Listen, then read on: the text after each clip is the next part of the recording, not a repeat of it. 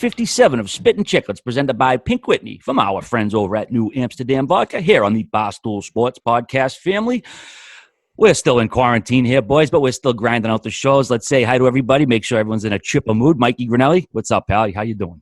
I'm doing great, actually. I made a buffalo dip today. As you guys might know, I have the best buffalo dip. Also tried to learn a TikTok dance. That didn't go so well, so I'm buzzing right now. Nice. Fucking young kids, man, I tell you. TikTok. This is pathetic. This is where this has gone. Of course, that's Biz Nasty. I will say, I think your hello, everybody, was about a 6 out of 10. Wow. I thought it landed a little. Sometimes you do them, RA, and it's like I took a 10 milligram Cialis, but today just same old limp dick Biz. I'm doing all right. It was a relaxing weekend. I got some good workouts in. I've been doing lengths of the street right beside me, up and down, doing these lengthy body stretches, getting my lats stretched out, a lot of hamstring. Then I start doing some lunges, get my glutes fired up. So all in all, very positive weekend, still off the booze, although I'm getting very tempted because I'm stuck inside my small apartment. Yeah, it'll tempt you. And last but not least, Ryan Whitney, the Wit Dog. How we doing, buddy? Got a little beard coming in yourself, I see. Oh, yeah, the gray beard, aging like a dog. Paul, Kid Rockinette, Biz Nasty. Why you rocking the shades? The ball with. So my girl listens to the podcast, and she said she's never laughed so hard when you gave it the ball with the ball by Kid Rock. Ball with the ball, the bang, boogie, did the bigger, but the boogie, the bunch, no, whatever. Not even close. But still, that's you. Yeah. I have sunglasses on now because I saw a clip from last episode with Keith and Hazy, and I looked high as shit. I smoked during the podcast. I think I let it fly a little bit more when I take a little bit of the herb in, but I couldn't open my eyes. But I think I get smarter considering it's turning off one of my sensories. So essentially my eyes are shut off. Now I'm able to listen and think better. So that's my opinion on it. But if we are going to be using these clips, I don't want people seeing me that high.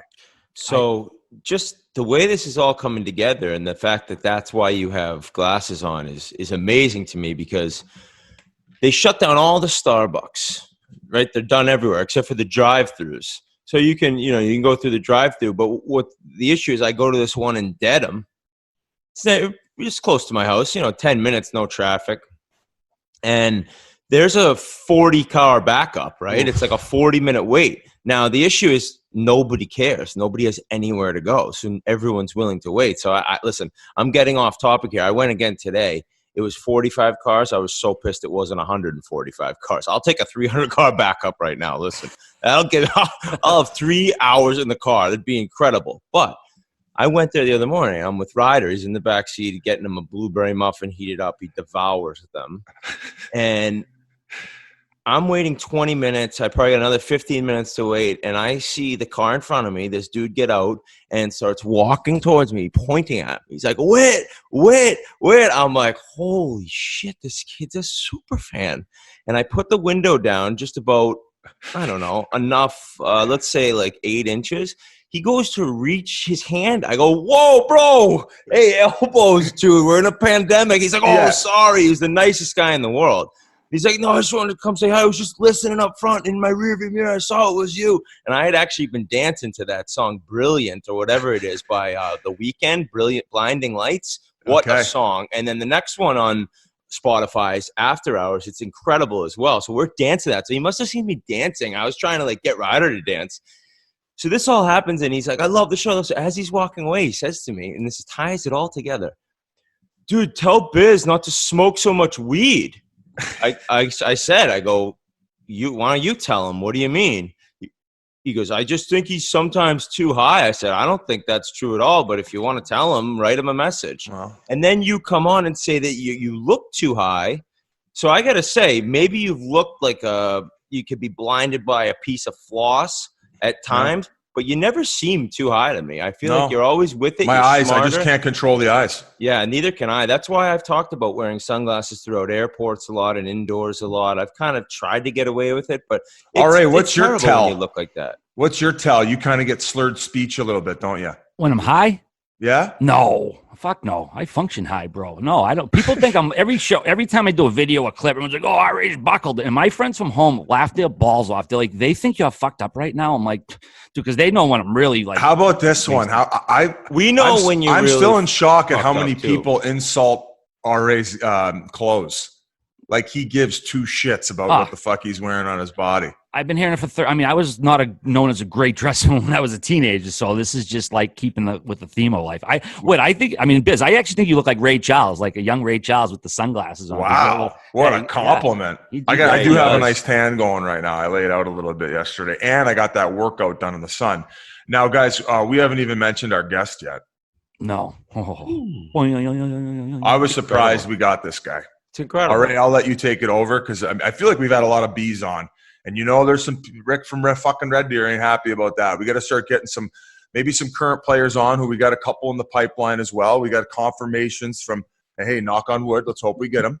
Ryan Getzloff said he's coming on. He's a little busy right now with his chicken coop. And then we got Bo Horvat. So they were having a great year out in Vancouver. He's got a great personality, and we're gonna get these current guys on mixed in with some old school guys. We mentioned we got Brendon Walsh coming back on. I think we've probably averaged about 100,000 more listeners since we originally had him on. But for you new listeners, if you're looking for some entertainment during the quarantine, check out Brendon Walsh's first interview. Grinnell, maybe you could hop in and give them the episode number. I can't think of it off the top of my head. But today we got on Cam Neely, and that was a big one. And I thought he was excellent. I thought he really, elaborated. He didn't go too much into detail, but you could tell by his facial reactions, and you guys will see that when the YouTube video comes out. You could tell he meant what he said, and his facial reaction said a lot. Episode 175, Brendon Walsh came on. Thank you. Yeah, Biz. I mean, no secret. When I say he's my favorite player growing up, and there were a lot of great Bruins people. I say, "Oh, what about Bobby Orr?" And I've said before, Orr, unfortunately, I was too young to really remember any of the last year or two that he was here. But Neely was my favorite, man. That's why I always wore number 8, whatever goofy leagues I played in or whatever. He was, my hockey idol growing up. So to get him, when we were in town, I reached out and said, hey, if we've got a hotel room for 2 days, we'd love to have Cam. And then when they come back with a yes, I was like, holy shit, man, to have your favorite player come in.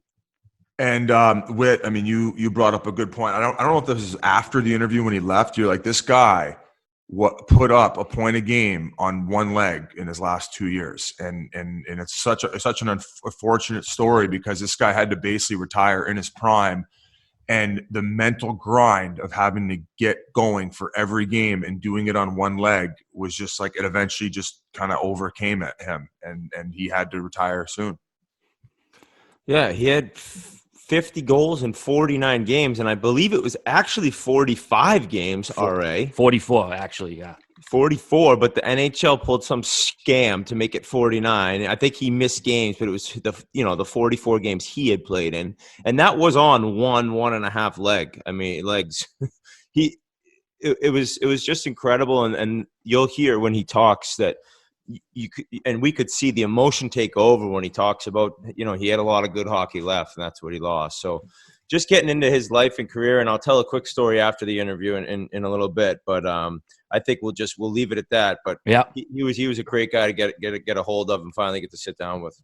I had a poster in college, 25 years ago. It was Oates, Bork, and Neely. Now I've been fortunate enough to have this job that allowed me to interview all three of them. So it was a personal thrill as well as a professional thrill. So like Whit said, we'll get to that later. Biz, you just mentioned Keith and Hazy. Thursday night's episode, I think it might have been I don't know what the numbers were, but popularity-wise and the feedback, it's been incredible. The Tiger fucking King memes that they made with all of our faces and the characters, and Keith is Carol. I mean, it just kind of fed the meme machine more than anything else, but it was a great show. It's funny when you said, it did not surprise you that Keith backed up Carol. Not one bit. No, I could have told you that. I could have told you that the minute I saw Carol appear on that show. What's crazy about Keith to me is how opinionated he is, but like he likes the trashiest shit. Like he watches the 16 and Pregnants, the Keeping Up with the Kardashians. I recommend to Bo Burnham his second Netflix special. I believe Grinelli's a big fan as well. I had some people tell me that was so wonderful. Thank you for introducing me to that. And then other people who were on Keith's sides who were like swearing at me on Twitter. But his opinions of the things that I enjoy and how hard he is on me. What was the one thing he was giving it to me last episode about? Well, the one, I think it was about 5 or 6. Yeah, he was on me pretty good. He got me with the fucking tattoo line. He always gets me with the scarecrow tattoo. That was I'm so mad that I didn't even pick up where he was going with that. Keith's comedic, the timing. Its timing is everything. And Biz, you were getting rattled at Hazy, but he did leave out a very key part of that story, and that there was a fire going on inside Carter Hart's apartment. Yes. So Hazy's a bit of a space cadet, and that's why we love him.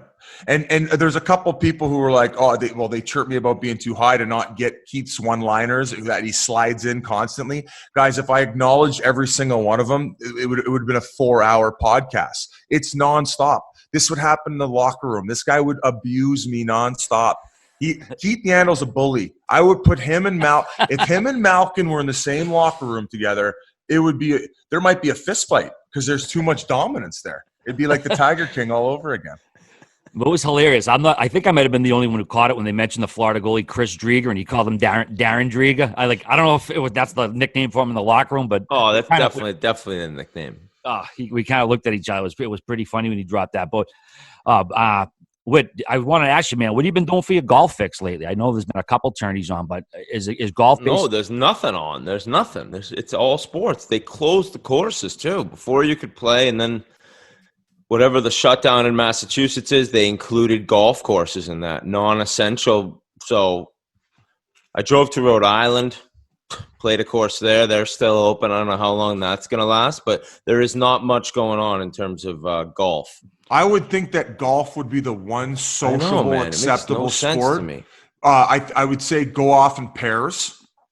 So this is what they did in Rhode Island, Newport National. It's like a really nice course, and it's public. So you pay online, and then you show up, and then you don't go inside at all, and then you're walking around, and 4 people stay away from each other. The ball gets kept up, it drops in. There's way worse going on in NYC on an NYC sidewalk.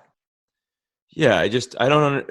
In terms of getting outside, getting exercise, which leads to mental health that we've always talked about, and being a little more at peace with kind of this crazy time everyone's living in, I would think and assume that golf would be a pretty good sport to be able to do all of that.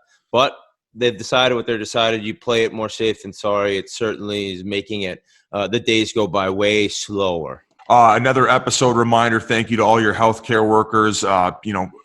A shout out to the people who are in the food industry and beverage industry who are still suffering from all this. I think that hopefully soon we're going to get a number where we're going to get out on this. Some of you are adjusting really well. Some of you are taking it a lot more harder than others. That's I guess for those of you who aren't taking it very well, keep plugging away, keep trying to find ways that can take your mind off of what's going on, and we wish you well.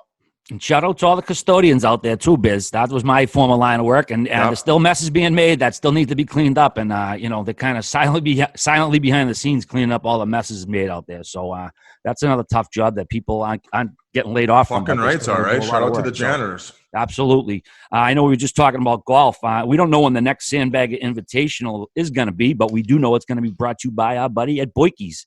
That's Boikeys. Boikeys makes the most delicious air-dried beef called biltong. Think of a healthier version of jerky with 30% more protein. Boikeys biltong is often compared to a tender and flavorful slice of high-end prosciutto with ingredients that you can pronounce like red wine vinegar, toasted coriander, rosemary, and salt and pepper. Boikeys biltong is a snack you can count on to fill you up and not bring you down. Made in the U.S. with USDA bottom round beef, Boikeys takes pride in making the most portable, high-protein power snack. Think of Each 2-ounce package is a perfectly seasoned 5-ounce steak. The only preservatives they use are vinegar and salt, and compared to most jerky, Biltong contains half the sodium and 0 sugar. You can buy Boyke's Biltong on their website at www.boikeys.com and Amazon as well. Use the code BIZ20 at checkout for 20% off your first order. Also, follow them on Instagram, Facebook, and Twitter at Eat Boykeys, Boikeys. And, of course, that's our buddy Timmy Stapleton, who's a good friend of the program. He's behind this company, and we can all vouch for the, well, I know it's Biltong, not technically jerky. We can all vouch for the flavor. It's unreal. He always hooks us up with boxes whenever we're on the road. Biz, I know you done me about 15 boxes. I have about 100 bags of it in my cupboard right now. I love this stuff. Boykeys. I call it Boykeys. I told him, I said, if you say it like that, more people are going to remember it. Yeah. It's delicious. Speaking of, when we talked about the Sandbagger, I did that video on the front of that one. They are one of the companies that have stepped up and who are going to donate $10,000 to the ECHL Player Relief Fund. So big thank you to Boykeys for doing that. Boykeys. Hey, I got a bunch of people reach out to me asking how they can donate. And I got to throw it over to G because that page on our site is being set up where there will be a GoFundMe for them. I believe, G, you can take it away. Yeah, so on Tuesday, we will launch the ECHL Players Release Fund on barstoolsports.com, where you can go. Anyone out there can go and donate if they want to help. And it's going to not only the players, but it's the coaches, the staff. It's going to everyone involved with the ECHL because a lot of people work behind the scenes to make that league happen. Tons of people. Thank you to the people at Barstool, Adam Lubowitz. What's Ryan's last name? McDermott. Ryan McDermott, the sales team, for like stepping up and getting all these brands on board. I think we're going to fill up all 6 slots and we're going to get some money raised for these players. I had a conference call with Larry Landon and a bunch of the player reps and just let them know, hey, we're thinking of you guys. And I know what some of the grind that you guys are going through right now, but we're going to try to get you every dime that you were promised to finish out that year. The goal is 100K. So we're going to set the goal on the website at 100K. So again, we're asking all the listeners out there to help us get there. All righty. Love it. Thank you, G. All right. Back over to you. Yeah. And while we're talking about that, Biz, I got a very heartfelt DM from a fella. Didn't ask to use his name, so I won't use his name in case he didn't want to. A very, very emotional, heartfelt note about, what we're doing and how thankful he was. And, I know people hear pro hockey and these guys, yeah, they're pro hockey players, but some of these guys are making, clearing a few $100s a week after taxes and this, that, the other thing. And, they're busting their balls, chasing a dream. And obviously, Biz, you have an emotional connection to them. So, we're not subsidizing fancy lifestyles here. This guy's, needs to pay his bills. He's got, they got wives and kids and it's not a huge salary. Yeah, please don't speak on it if you don't know what the fuck you're talking about. I think some of these guys are making like 16, 17 grand a season. And, if they have a family and some of these guys are young guys chasing their dream. And that's what we decided that we were going to help out. And then once we're done and we raise enough for them, if this is still going, we're going to try to shift the focus. I mean, we did the bartender thing too, right? Mm-hmm. How many shirts have we sold? We've sold almost 4,000 shirts right now. Actually, we've sold a little over 4,000 shirts. Yeah, I thought it was 4,500. That's what I thought. That's what last shout out to you guys buying them. Good job, G. Yeah, thank you to the fans, of course. You guys are the ones moving the needle, so. What else we got? All right, couple of notes about what. We'll get them out of the way. A second Avalanche player did test positive, as did a pair of NHL broadcasters. We don't know the player's name, nor are we looking for it. But the Blues play-by-play man John Kelly and Sens radio analyst Gord Wilson each did acknowledge they tested positive. The Blues did say in a statement that Kelly was, quote, now feeling strong and symptom-free. And NBA analyst, the great Doris Burke, if you're watching the NBA, you know who Doris is. Yeah, she tested positive as well. So, we here at Chiclets, we want to send our best wishes out to everyone to get healthy. It sounds like John's feeling pretty healthy right now, but anybody else who might be dealing with this that's listening or has a family member, we wish everybody the best of health. But, of course, Doris she's a great analyst. So I don't know if she listens, but pass along to Doris, anybody who knows, we're wishing her. Yeah, she's a G. So as far as I know, we need as many tests as possible. The more people we could test, the quicker that we could figure this all out, right? Is that a fact in all of this? It's one part of it. I mean, if more tests would obviously help, we're woefully behind in test availability, but that's not going to eradicate it. I think the problem is did you see that graph the other day on the blog that Hubs wrote of all the because they track cell phones. Random idiot people can track your cell phone. It's fucking insane. It's like enemy of the state shit. But anyways, this guy tracked all the cell phones that were in Florida that week, and you could see them all right on the beach, and then where everybody went after, and everybody just spreads out all over. Now, of course, not everybody that had it, but they're exposed to it, and then they take it back to where they go. And it's like a giant game of whack-a-mole. Remember you go to the carnival, you play that whack-a-mole game, and you're constantly hitting a mole. That's what it's like now. It's just there's just moles popping up everywhere, and you can't keep up. You only got one whack. It was a crazy graph to look at. I used to hit every single one of them. Of course, with whack-a-mole. At the end, people used to say how fast it was going. It would slow down for me almost in my head. I never didn't go bing, bang, bing, boom, boom. It was crazy. I know I sound like I'm making this up. Did you tally up the points at the same time? 2, 4, 6, 8. No, what other silly games are you good at? So, I mean, it's kind of like your playing ability. You were a guy who was good with the puck. The game slowed down to you. To me, it was like it was going 1,000,000 miles an hour when it was on my stick. So what other little games are you good at as a result of you being in the matrix and able to slow things down? You good at skee ball, Whit? I see you being a good skee ball guy. Skee ball, I'm pretty good, but I got the long ass reach, and I'll get a little cheating going there when you can kind of get your wrist a little further than you're supposed to, because I get a quick action. I don't know. I fancy myself a pretty solid ping pong player. I'm a good shuffleboard player. Oh, I love shuffleboard. Oh, really? See, I've never. Oh, baby. I've played shuffleboard, but not a ton. Bubble hockey, I'll fucking kill. I might be the best bubble hockey player in the universe.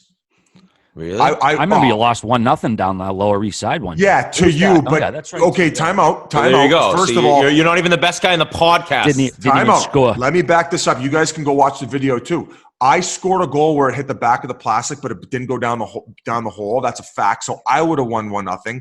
And if Grinelli was there videoing the thing, I think I had the puck on my stick 95% of that game. It was a bloodbath. And Confirmed. I'm taking in a 7-game series, it's a 4-1 win.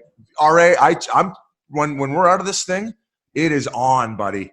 I don't know where we're gonna find a legit bubble hockey machine, but bro, it is on. My buddy Mark, he lives a little north of the city. He's got an awesome setup.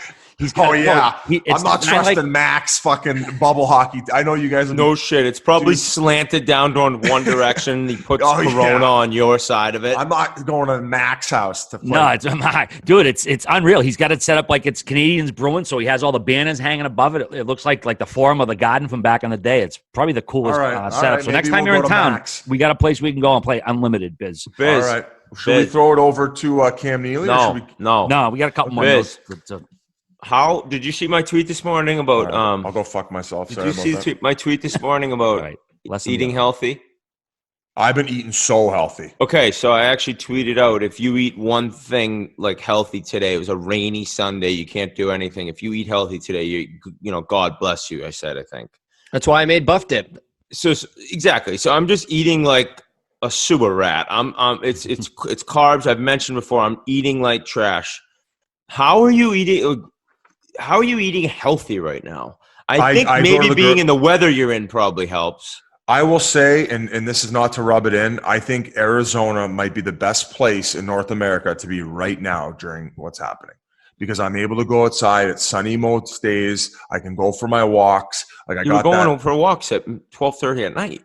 Well, during the weekend here, I treated myself and I went out during the day. I would stay away from people. If someone was coming on the sidewalk, I would walk on the road. Like just, you know, but I was going all the way up and down and getting that sun. And when I go to the grocery store, I don't even tempt myself. I don't get much, I don't get any stuff that's in like boxes and stuff. It's all like fruits, veggies, meat, like good shit. But I am, listen, that just wouldn't do it. I'm a mental midget right now in this situation. My anxiety has been extremely high. So I need to do everything possible in order to keep myself somewhat sane. I think people need to limit themselves to watching the news one day a week. The worst you could do is put the TV on. No, like one day a week you should watch the news. Okay, so me and my girl, though, I got to ask you about this one, Whit. She was talking, she listens to this other podcast called Your Mom's House, and it's Tom Segura and Christina P. Okay, I believe they're married, and there's another guy who hops in from time to time. Very popular podcast. Like, they get massive numbers. So they played a game on it called Deal Breakers. And my girl was telling me about it. And I kind of wanted to ask you specifically because you're married. Whereas if maybe your wife picked this up from here moving forward, because basically you're looking at your dream girl, which you found yours, but all of a sudden if they develop something where you maybe couldn't get over, okay? So I'm going to throw a few of these at you, and these came up on their podcast. What if all of a sudden she needed a soother, like a pacifier in her mouth and her blankie to go to sleep every night? Don't give a fuck. Which is fair. That's what I said. I said I'd be more worried about that person coming over the 50-50 line. Like my girl does that now. She comes over to like my side to cuddle. No, that's I'm like, why I yo, have a California King times like 7. It's you cannot. It's you're 40 yards. It's a Tom Brady dart away from each other in bed. What? But do you agree with me on if they ever come over half, you're like, what are you doing? Like, I'll meet you at half to snuggle, but don't come onto my half. Usually they're smaller unless you're sleeping with, a beast. More to love, Whit and Biz. Okay, so here's the next one. Let's go to the next one. All of a sudden she has this like hardcore desire for CrossFit, and she's like hanging out with the CrossFit crowd, and like she's like all she talks about is CrossFit. I certainly wouldn't love it, but if she didn't talk about it all the time, I wouldn't care. But if you start talking to me about it all the time, like I don't talk about golf with her. I would start Soul Cycle just so I could talk about that. That's your thing, awesome. But don't bring me into it if you know I have no desire to talk about it. So it could potentially be a deal breaker. Yeah, but that's certainly better than if she decided to join an eating club and put on 40 pounds. I mean, at least that's something where she's like working out, staying healthy. Okay, we might have to cut that. Okay. No. Okay. All right. Number 3. All of a sudden, she listens to hardcore country music all the time. Country music's always on. She wants control in the car. Country music. Could live with that too. No problem. Okay. Wow. Well, RA, are you following along here? I was going to say, I'm married too. I'll play along. Okay. It takes, I got a pretty high tolerance, and I'm no fucking day at the beach sometimes either. So it's like, all right, when am I going to like eliminate someone from a list because they do this? But I got my deficiencies as well. But none of those would really be like a deal breaker for me. I don't think. Okay. What if she's extremely rude to waiters and waitresses? That's a deal breaker. Unless it was like deal breaker. Unless there was a situation where very few situations call to really demean somebody in that situation. But yeah, if I was on a date and he was a fucking an asshole to the waiter and fucking sign up. I can see Witt's wheel turn right now. I'm really interested. No. I mean, I wouldn't wait. That's not a classy move. You can't be doing that. All right. You can't be doing that. And if you ever did, you just got to leave a monster tip. Yeah, and still finish the date, Biz. You're still going to try to cash in at the end of the night. Okay, what about this one? She eats like a child, like chicken nuggets in the. Oh yeah, like French fries all the time. Just complete. That's an absolute see you later.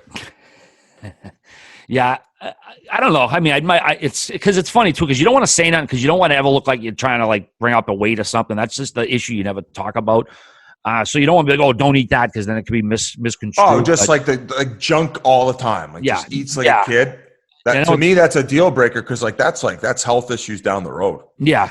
It would probably be a conversation before a deal breaker, I guess. But that'd be a touchy conversation too, because I'm not fucking Conan the Barbarian myself over there. She has to take what all. It's like you go to brunch and everyone gets like an omelet or something. She gets chocolate chip pancakes with a Shirley Temple, mini M&Ms. Okay, what about this one? And a Belgian waffle. Belgium, whatever it is. Can I have extra cherries in my Shirley Temple? Then on the way home, she's like, "Can we go to Dairy Queen?" You're like, "Whoa, okay, hold on." What if all of a sudden she doesn't want to shave her legs and armpits? Done. Done. Well, I mean, I'm sure most women listening right now probably haven't done that recently, given the situation. But under normal circumstances, yeah, I don't want to be dating Sasquatch over here. Okay. I don't think that married women are still like taking care of their bodies? Well, no, right I was now? just saying if it would have been a deal breaker or not. It's RA just said he doesn't think anyone's keeping up with that. Well, no, Right I've now? seen many tweets about people being like, "There, it's carnage." Yeah, like This I is mean, the hairiest the population's been since the 70s. That's a fact. Yeah, not that Kate speaks for all women, but Barstool Kate, who's on Zero Block 30, who's absolutely fucking hilarious. She's been making like jokes about it all along. Like has like when the stocks are going up and she has like pubes written underneath it instead of socks. Like so I'm sure there's plenty of people out there just not bothering with that element of the personal hygiene, I guess if you want to call it. I've been keeping up. That's like the one thing. Yeah, but you're the asshole eating pineapple and strawberries all day when I'm having peanut M&Ms and Mr. Good bars. I'm doing that. Are they good? Is it Mr. Good Bar? Am I thinking of? That's a candy bar. Yeah, that's great. Guys, don't think I'm being a hardo. I'm doing that for my mental state. That's what I'm doing it for. Why would a burger and fries like mess with your mental game? I don't know, dude. Leave me alone. Next subject. Let's Fair change question. Looking for some conversation here. I've been sitting in my basement. I don't like the guilt associated to putting like a lot of shit in my body, especially when I'm not like out and about and like when there's no reason why I can't be eating healthy. That's all. I know. Call me a hardo. Call me a nerd. No, dude, that's good for you, buddy. I'm happy. Thanks, bro. Thanks, man. All right, we got a few more notes here before we throw it over to number 8, Cam Neely. I like to think of these as silver linings underneath the circumstances. We mentioned last episode that the Bauer took a great lead in helping out the medical community by having some shields done up, face shields done up. Well, what they did is they made all of their design and supply info public because they sold out of everything. They ran through their supply. So they made all the design and supply info public so that other companies now have no excuse not to follow suit to do what Bauer did. So basically they can order the same materials, do the same thing, and, help the situation like Bauer has. So again, we want to give Bauer props for that as well. Yes. And we also want to shout out Brian's Custom Sports as well. Brian's, of course, gears up goalies, and now they're going to be gearing up doctors and nurses. They're utilizing their sewing machines to make some gowns and some other devices and items to help out their local medical community as well. So these are two companies, but both in Canada. I'm sure that's not a coincidence, who have really taken the lead and they're kind of setting an example, and hopefully some other companies follow and do the same thing. Huh, Biz? Yeah, and in Vancouver, actually, just to add on to the healthcare situation, at 7 p.m., I believe it's every night, and I think it's all big cities across Canada, they're getting out on their porches, their balconies or whatever, and they're banging their pots and pans in order to say thank you to all the healthcare workers out there working their bags off during this difficult time, because some of these people, they're just running nonstop. It's like they aren't getting any personal time. They get the sleep and then it's right back to work. So let's slow this sucker down and get these people back to living normal again. Absolutely, no doubt about that. I just mentioned Canada regarding Bauer. I know their headquarters is in Exeter, New Hampshire, but I guess I was referring to the factories that are doing it both in Canada. So I know companies in the U.S. are helping out as well. And Biz, you just mentioned hospital workers. Well, we got to give a shout out to Montreal Canadian Jeff Petrie and his wife Julie. They did a really nice gesture. They opened up a couple of tabs at local restaurants so that hospital workers can go in and get something to eat and just show their ID and have it taken care of from Very cool. Jeff and Julie Petrie. So that was really nice. Another thing we caught. Great guy. There we go. 2011 Stanley Cup winner Thomas Cabalet. He's been delivering food for his wife's restaurant. So imagine being in Toronto ordering up and Cabalet comes out and delivers your food. I hope he's wearing his Stanley Cup ring, because that would be ultimate troll job. Like, hey, here's your food. Hold up the bag, and he's got his big fucking Bruins Stanley Cup fucking ring. That would be kind of a ball buster thing. But hey, remember when the Bruins got him? The fans wanted him so bad, and they despised him the whole time. Yeah. People still hate Cabaret. We've talked about it many times, and I'm convinced it's because he went from playing 30 minutes a night in Toronto to all of a sudden he was playing 18 minutes, which feels like 10 minutes when you've been playing 30 your whole career, and it fucked him up. And then when the Boston crowd gets on, oof. And then they won it. They won it in spite of him. The haters would say. Yeah. Yeah, exactly.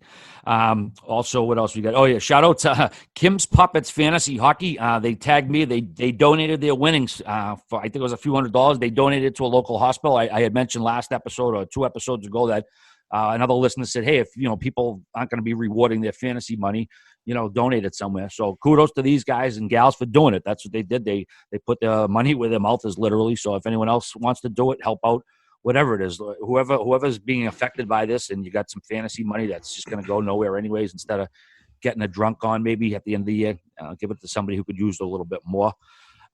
So yeah, just like I said, a couple of positive stories and all this I wanted to pass along, but I think we should send it over to Wham Bam Thank You Cam right about now. And without further ado, Cam Neely. Well, our next guest is one of the most dominant forwards of the 80s and 90s, so much so that his players credited with giving us the phrase power forward. I don't think we ever heard it before. This guy played. Also, poster on my wall when I was a kid, one of my favorite players growing up. He was the second fastest player to ever score 50 goals in a season after Wayne Gretzky. Played in 5 All-Star games. He won the Masterton Trophy back in 94. And he capped things off with a Stanley Cup as team president of the Boston Bruins back in 2011. It's my absolute pleasure to welcome Cam Neely to the Spittin Chiclets podcast. Oh, thank you. Pleasure to be here. Hell of an intro right there. Damn, all right. Yeah, So I mean, funny. can't put you this one. You know? No, you can't. That's your guy. Funny enough, there's so much to talk to you about your career and what you did as a player, but I just want to instead focus on, we're going to go over every single move ever made by the Bruins since you took over as president. So we're not going to. Are you ready for this interview? Yeah, or what? start right from the top, and we're actually going to grade them as well, and then we're going to see if it's a fair grade, judged, of course, by you. No, That's seriously. a lot on the plate right there. We hope you don't have anything scheduled for this afternoon. The game's in 5 hours, so Yeah. we should be good. But we talk to guys a lot of times chronological order and going how you got into the game and your beginning and kind of what made you fall in love with hockey. Well, I was born on Vancouver Island. 6 months later, my dad was transferred to a base just outside of, he was in the Air Force and transferred to a base just outside of Moose Jaw, Saskatchewan. So not much to do in the winter there other than skate. So I was on skates pretty early and just fell in love with the game. And then in 76, he retired and moved back to British Columbia just outside of Vancouver, and I continued to play hockey and started getting invitations into Western Hockey League training camps. I didn't even really know much about what was going on, but I just said, yeah, I'll go try out. And then at 17, I went to Portland Winterhawks, made their team. We won the Memorial Cup, and that following September, I got drafted 9th overall. And again, during that whole year, I didn't even really know much about the draft and what was going on. But Come on. swear to God. And it was funny when I went to Victoria Cougars training camp at 16, and I was one of the last cuts. The coach calls me in and says, "What are you going to do?" And I'm like, "Well, I don't know. I guess I'll go back home and play hockey at Maple Ridge." So that December, we played in a midget hockey tournament in Portland, Oregon, and their head scout came to a bunch of games and invited me and this defenseman on our team to practice with the Winterhawks. And I'm like, I don't think I can practice with them. I think I'm property of Victoria. Like, no, they dropped you off the list. You're on no one's list now, so you can come. You're like, wait, pardon? Yeah, exactly. So they don't get a little check in the mail. Hey, thanks for the prospect. Yeah, no. Whoopsie daisy. Man, I thought I had a chance with that club. Cam, we hear a lot of players say that they modeled their game after you when they were growing up. Who did you model your game after when you were playing, if anyone? Well, I followed the Leafs a lot when we were in Saskatchewan, so it was either Leafs or Canadians, and I went with the Leafs. That helped actually when I got to Boston with the rivalry. You already hated them. Yeah, exactly. So I liked I really liked watching Darryl Sittler play, and then when we moved back to British Columbia, I started following the Canucks as my favorite team, and then it was really Stan Smeel. Mm-hmm. I just liked the way he played and how hard he worked. When did the fighting become part of your repertoire, and did you like it? Probably about 4 or 5 years old. Could ask my brother. He took my mac and cheese. He was dummying exactly. You someone. loved it. I just, I've got a short fuse, so, when I snap, I just snap. Does that transfer into your everyday life now? I would consider myself to have a short fuse, and sometimes I catch myself being like, "Yo, chill out, man! Like, holy shit!" Yeah, that's what the kids say to me. Chill out, Dad. Dad, relax. It has waned a little bit, but it's still there, unfortunately. But that's part of the reason why it was successful. I think. So I guess that's why you got the Seabass character. That was actually you just being you. There was not much acting there. Now that you brought it up already, what was the genesis of all that? How did that all start? Were you friends with the directors, the Farrelly brothers? Yeah, so through a mutual friend of mine who was really close and still close with Peter Farrelly, they went to college together, and so I met the Farrelly brothers they're huge sports fans of Boston teams, and they'd come to games, and so they just said, listen, we're doing this movie. We got this character we think he can play. And so when we played out in L.A. that before the movie was shot, they had me come to the apartment and read the lines and like, oh, yeah, you'd be great. So then all of a sudden, Jim Carrey gets on board, and this is right after Ace Ventura came out. So I'm like, I call him up. I go, listen, guys, you sure you want me in this thing? It's getting to be a bigger movie. Like, no, you'll be fine. There's one really good story out of that shooting that. So the bathroom scene at the gas station where I kicked the bathroom door open. So you have the stall walls and the door, and then where the back wall and the toilet would be is the camera set up, and the director and the guy, you know, filming, and then Jim Carrey was sitting on a milk crate in the corner. So I kicked the door open, and I'm supposed to have this surprised look on my face, and like, cut. Cam, can you get a little bit more, you know, of a shocked look on your face? I'm like, yeah, okay. Second take, third take, fourth take. Now I'm freaking out. Oh, now your real temper's coming out. Well, I'm like, I got Jim Carrey sitting on a milk crate, and you know he's making $10 million or whatever the hell he's just for that movie, and I'm like, you know, wasting everybody's time. So I pulled Jim aside to go, listen, Jim. I said, please just bear with me. I'm really struggling here. He goes, Cam, don't worry about it. I've had some scenes that taken 50 takes. Just relax. Next take, I kicked the door open. He's mooning me, so they got the shot. That's unreal. So he was obviously an awesome guy to work with. Yeah, he was very cool, and Jeff Daniels too, really cool guy. He's actually a huge Red Wing fan, so he was very cool. You're also Monument Ave too. Your buddy Dennis Leary's movie as well. You were the stunned yuppie who had someone broke into the house, right? Yeah. Again, just asked. If I wanted to be in it, I thought it'd be fun. So, anytime I've tried to go get an acting spot, I never worked out. But so everything I was in, I was asked. So, were you passionate about it? Were you not really? I was as we all are. Right after we're done playing, we're trying to figure out what the hell we're doing. Yeah. So I'm like, well, let me try this. I've been in a few things, but it's not my cup of tea. I'm not an actor. Yeah, this guy's a professional. I can't do it either. But yeah.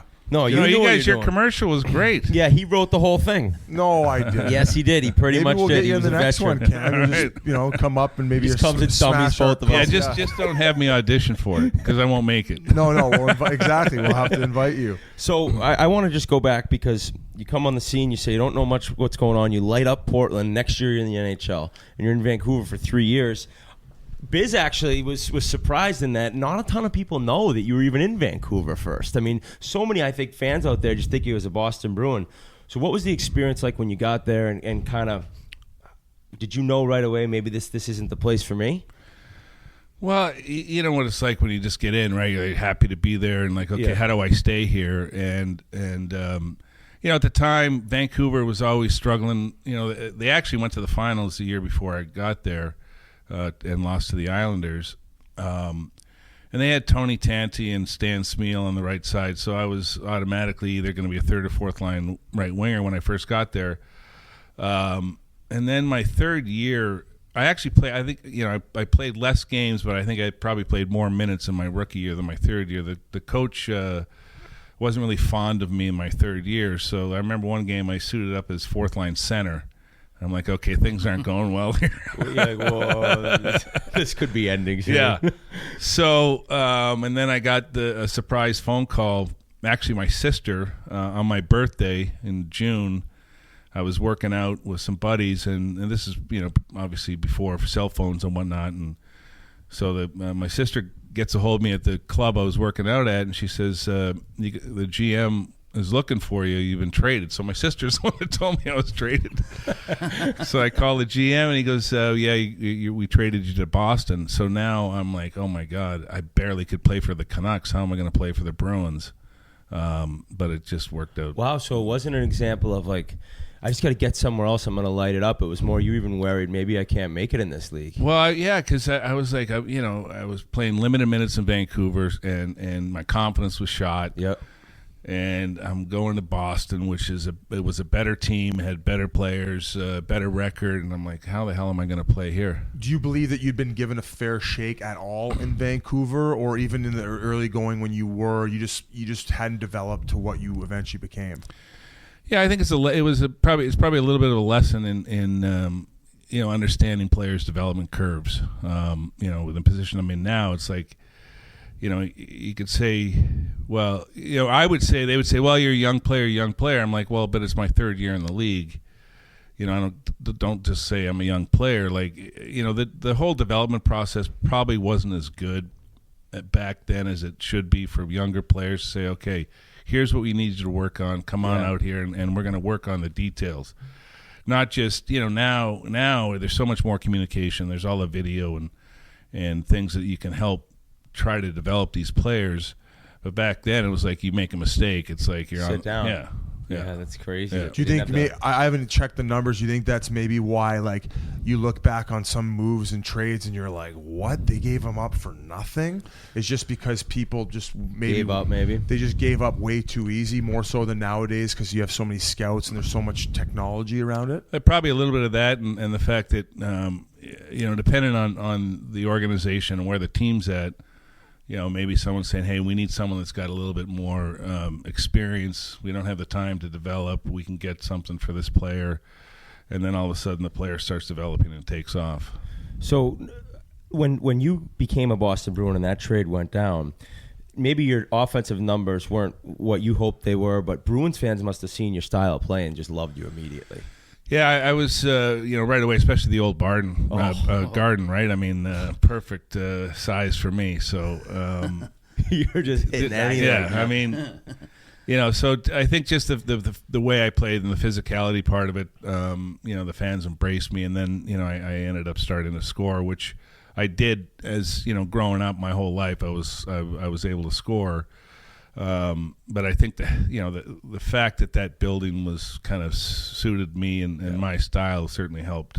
Because they took a 9th overall, it must have felt like the Canucks were quitting on you. Did that light a fire under your ass when you got to Boston a little bit? Well, it's just the fact that you're like, okay, where's my career going? And I got an opportunity right away when I first got here. They put me with the better players, and they were like, okay, let's see what this kid can do. Who was that year you played with mostly? I played with Rick Middleton a lot that year. Charlie Simmer a bit too. He was on his way out, but just, a bit with Charlie Simmer as well. So they gave me some opportunity in the power play and things like that. I look at your first year as a Bruin. Ray Bourque led the team in scoring 95 points. But as I look up and down the lineup, like you played Mike Milbury that season. Yeah, you must have some funny stories about that guy. Well, he also coached me, and I think to be honest with you, he was probably the best coach I had. I thought he really had a really good pulse of the team and the players and the personalities. But I remember one time at training camp, I didn't know anybody, so I didn't really have the I can't do this or shouldn't do this. I just ran him over one time in training camp. Hey, the train's coming. Who were like the older guys that take you under their wing, or were you kind of just you did your own thing? And well, the one thing about an original six franchise is there's so much history there and so many great players that played and you guys were talking about earlier before we started about Derek Sanderson. He was doing color at the time I got here. You'd see Bobby Orr come in and out. John Busick worked for the team. He still works for the team. And then, from a player's perspective, obviously Ray Bourque, these guys would help make you feel comfortable. Reggie Lemelin, older goalie, been around a while, had a lot of experience. So, again, I mentioned Rick Middleton. He was great. Gordy Kluzak, he was a little older than me, but, he'd been in Boston since he's been 18. Jeff Courtnall. I didn't know him. I played against him, but didn't know him, and he was a guy that picked me up at the airport when I got here. Did Sinden at one point? Is it true he told you to stop fighting? And if so, did it piss you off that you couldn't? No, Milbury actually told me that for me to pick my spots, not have guys decide when I'm going to fight. Right. Which was difficult because it's hard to turn down. They're questioning your manhood. You know what I mean? So that's what they're doing. But it was more they wanted me on the ice more, not in the box. So I got it from that perspective. But and the other thing was like, where I felt like when I did my best fighting was when I was the one that started. I was pissed off. I could never really fight very well. I don't know how you do it when you're not upset. I mean that didn't work well for me. No. Yeah, the wires had to cross. Yeah. Who was the one guy who could get under your skin the most? And you're like, every game you're like, this fucker's coming. Well, after me. Two guys, and they didn't really want to fight. He pulls out a piece of paper and the Samuelson and Claude Lemieux, Hal Samuelson and Claude Lemieux. I mean, it's there's enough stories out there about the battles I've had with those two guys. Yeah. Were you familiar with the Boston Montreal heated rivalry when you got here? Yeah, very much so. And I mean, you had a huge part in undoing it too. Well, I loved playing them. I really did, and I love playing in Montreal, especially winning up in Montreal. And you had Patrick Roy's number. Let's call a spade a spade. Yeah, for some reason, I just was able to get some by him when it counted. Yeah, absolutely. So, we were talking with Sanderson earlier, and back then there was no communication whatsoever between opposing players. Right. Like if they were in the same venue and they didn't know, they would walk out. He told the story. What were your relationships with other guys around the league? Like, would you and Roy joke about that off the ice? No, I didn't really like to get to know too many players because I felt like if I did, I might let up. Like if I'm going in the corner and there's a defenseman that I like, I'm like, I might not hit him as hard as I normally would. So for me, it was best to obviously I've had teammates that got moved and traded and myself when I went back to Vancouver. But I didn't really get to know a lot of guys from other teams. So RA talked about if you were asked to kind of curb the fighting. And the 1 year, all right, so you had 74 games, 190 PIMs, 37 goals. What a season. Jesus. But then the next year, the PIMs dropped down. It was 117, and that's the first year you got 50. You got 55. So you think it actually probably really did lead to you becoming an even higher level goal scorer? I think so. I mean, obviously, if you're sitting in the box for 5, 8 minutes, 10 minutes, you're gonna get less opportunities to score. So I think it did help, but I still had to remain physical. It's just try to get take the fights down a little bit is what they were suggesting. So, are you a guy that you have a temper, right? You're a snapper. Are you breaking sticks out there when you're mad? Like, were you somebody just when you're going nuts on the bench, guys, just give them a couple feet? Yeah, I think so. I mean, oh shit, here goes Cam again. No, I've had a few meltdowns on the bench in the locker room when things aren't going well. I still have meltdowns. Was it you who tossed the water bottle? Yeah. Oh, geez. That was great, though. Snap show. See, I think people love it. People associate your 50-goal seasons with Adam Oates, but he was actually only there for one of your 50-goal seasons. Who were the main guys behind Craig Janney was the centerman that I got the other two with.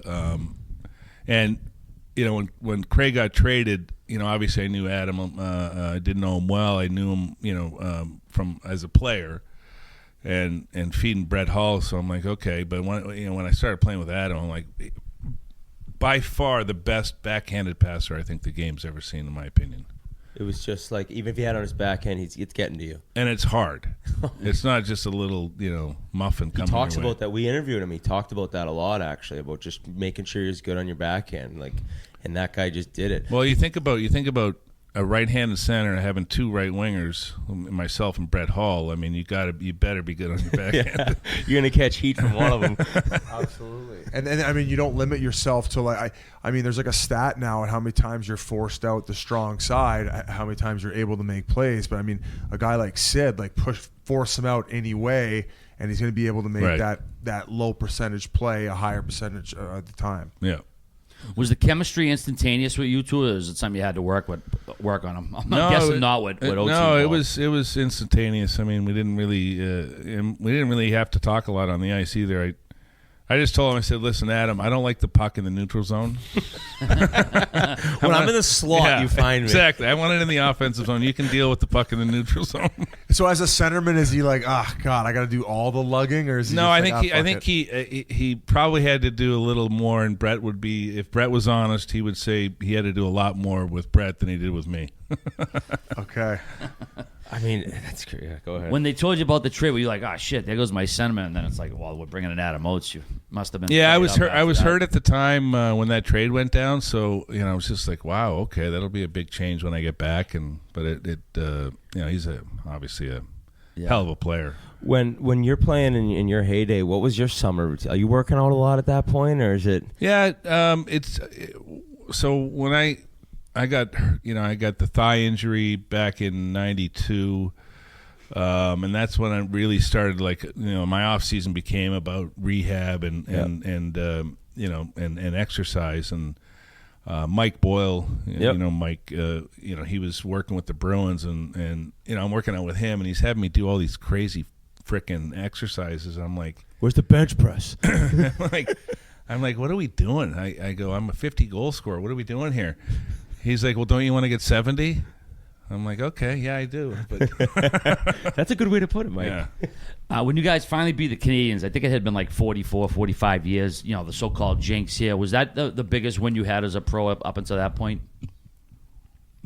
Yeah, I mean, what it meant for the organization, what it meant for the city. Yeah. I knew it was going to be big, but I didn't recognize or realize it was going to be that big. I mean, we flew in from Montreal, and I think there was like 2,000 fans at the airport. Willingly. RA was there at the front. Yeah, she has a signed napkin back there that he still has.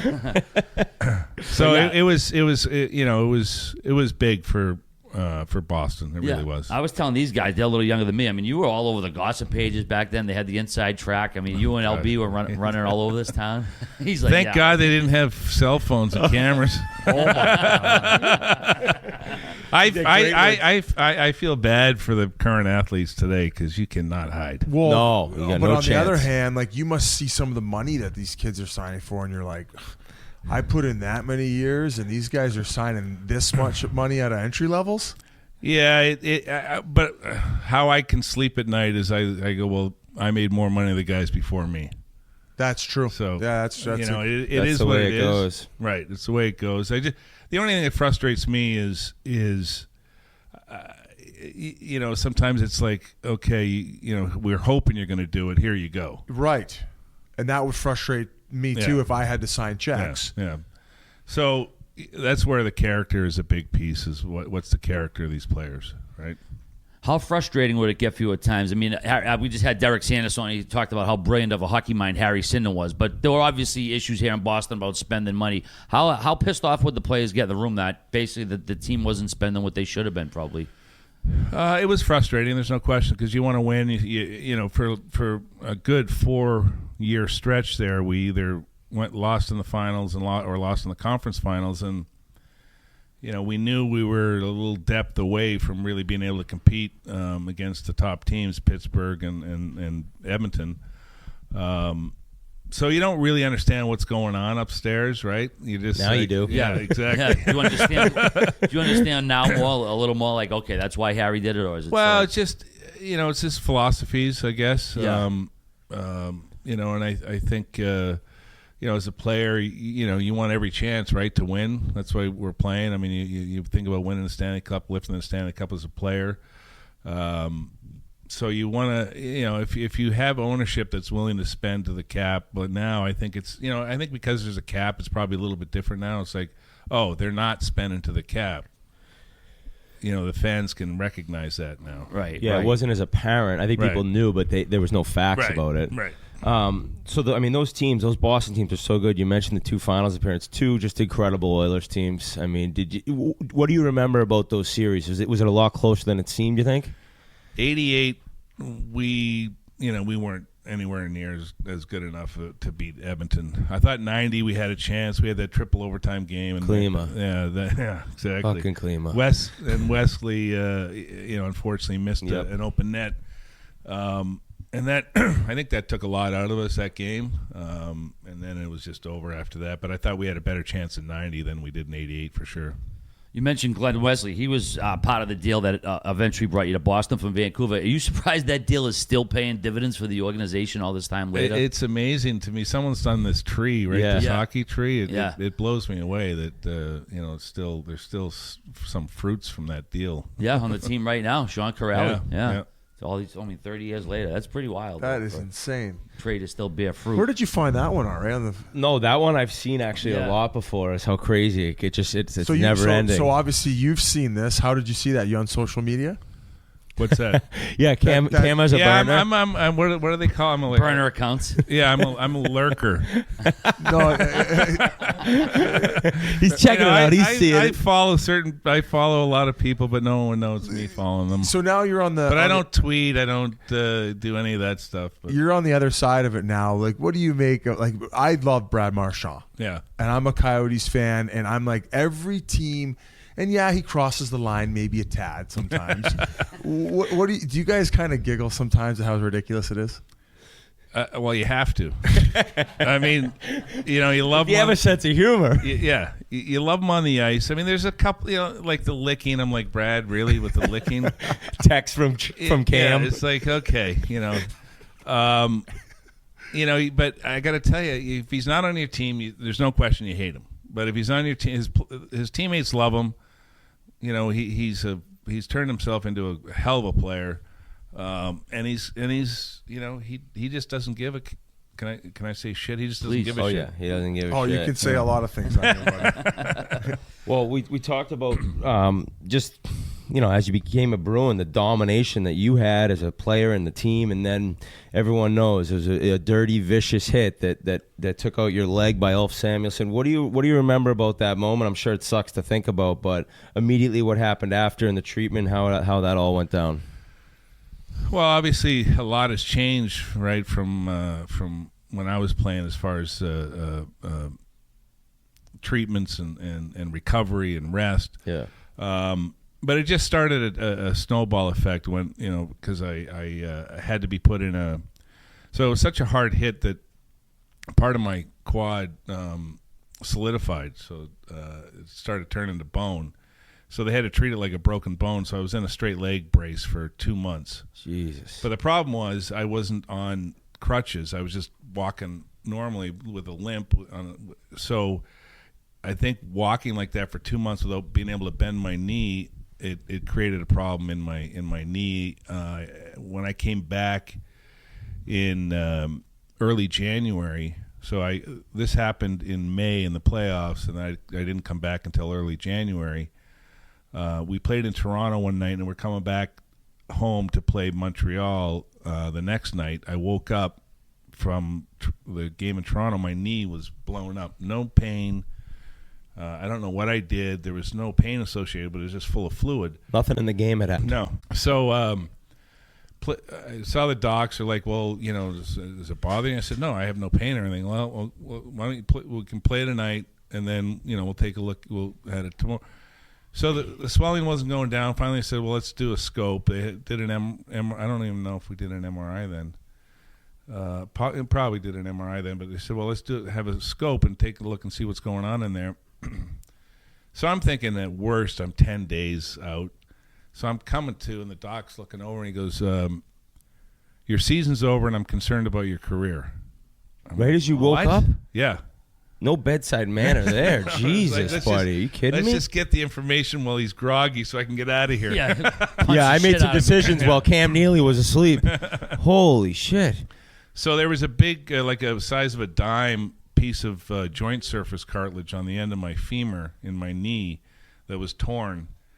So they had to drill a bunch of little holes in my femur to create some blood that would hopefully create this fibril cartilage. So I had to be in this continuous passive motion machine for 3 weeks for 23 hours a day. Oh my God! It was That's torture. It was unbelievable. But I'm like, I'll do whatever you guys say I have to do to try and get back to play. So. And then, of course, you famously scored 50 goals on, what everyone said, one leg, basically, in 44 games. I hate how they say it's 49 games. Yeah. She did it in 44. Drives me crazy. But how did you get that done, man? You were basically on one leg, and you scored 50 fucking goals. Well, having a hell of a centerman helped. Yeah, but, no doubt. I still had to get down the ice somehow. But what I was doing was I wasn't playing back-to-backs because my knee was still, acting up. And I stopped morning skates, which at first I was like, God, because you're like, that's a routine. You feel like you need it. Yeah. You're in the routine. Oh, if I don't have a morning skate, I don't know if how is it going to affect my game? I'm telling you something. It changed how I felt at night. Like, it's like you get up, put the equipment on, take it off. It's like a waste of time. Now teams are gassing it. Yeah, it's to me waste of energy. It really is. I mean, unless you want to work on some things. Yeah. But I think it was instituted, as we all know, for the guys back in the 70s to stay out of the bars or sweat it out. Yeah, exactly. Because it's so true. So now guys are sweating out almond milk, soy milk latte. But that season, I mean, were you doing a ton just to get ready to play every night? Was it one of those? Yeah, that's a lot of work. It was, so mentally, it's exhausting. Yeah, I lived in the training room, which sucked, and just a lot to try and get out there and play the games, but. You'll as a player, you'll do whatever it have to do to get out there, right? And 2 years later, your career's it was completely cut short. But even that last year, you're a point per game player, over 25 goals. It was just more the mental aspect of it. I just can't do this anymore. Well, what happened was, and I think no one can really say for sure, but I really feel like my right hip started bothering me. Well, actually, I thought it was my groin.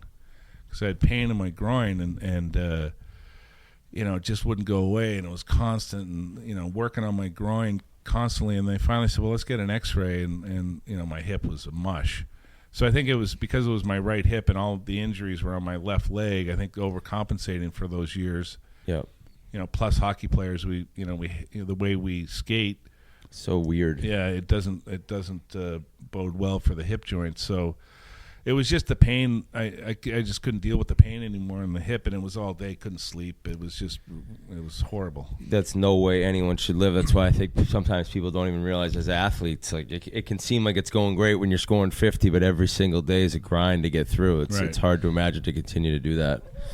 The animosity. I mean, I know Samuelson's in the press box sometimes now. Like, do you ever bump into him? Like, have you guys ever had a conversation? I actually remember he was with the Coyotes, right? And of course, this is the year they ended up winning it. Cam was with the Bruins, and we played in that game in Prague. Oh, right, yeah.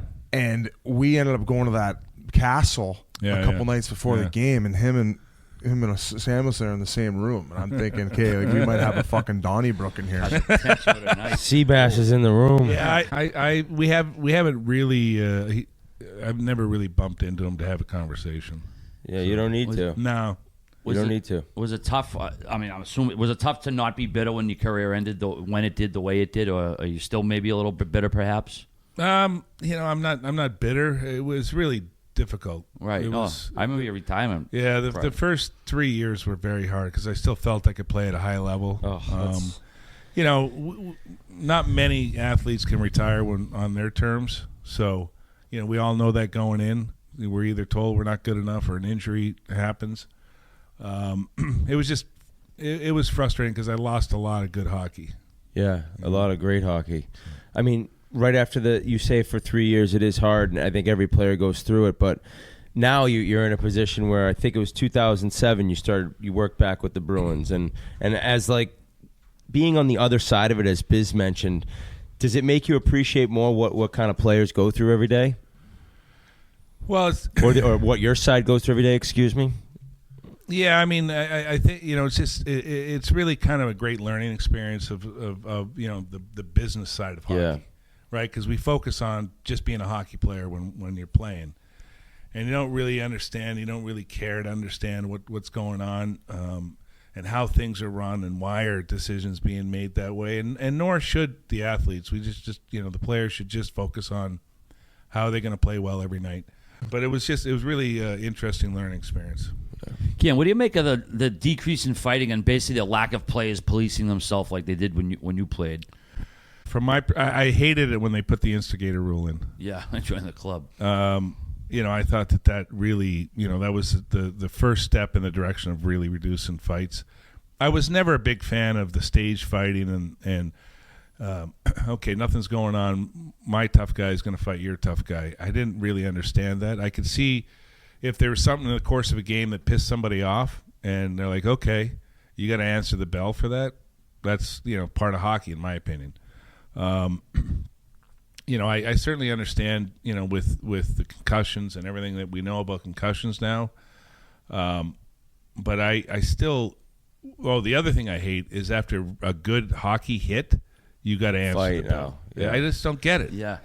So, the fighting, okay, but I still love aggressive hockey. And, you still like to see guys getting blown up with a good hit. I mean, now with some of the rule changes where players are like, okay, I'm going to turn my back so, he won't hit me. But sometimes it's just too quick. You can't stop. Where before guys would, they would brace themselves for a hit. Well, you say your wires can snap, and we kind of have all seen that post-playing career in some videos in the press box. How hard has it been to just not have any control over the game? You're almost more nervous in those roles than you were playing. No question. When you're a player, you think, okay, my next shift, maybe I can make a difference, or next period, or next game. A lot of times for us, all the decisions are made, and we're just hoping it works out. Right, anxiety filled. Yeah, you're just like, let's just get through this healthy. Let's get a win. Let's get out of here. So, what do you remember when you're down 2-0 in the finals to Vancouver, flying home? Were you thinking, all right, we're fine, or were you like, Jesus Christ? Well, I felt like we were in both those games, so I wasn't overly concerned. You're always like, for me, it's like, let's win the odd number games. So 1, 3, 5, 7, obviously, right? So I'm like, you got to win game 3 and then you're back in it.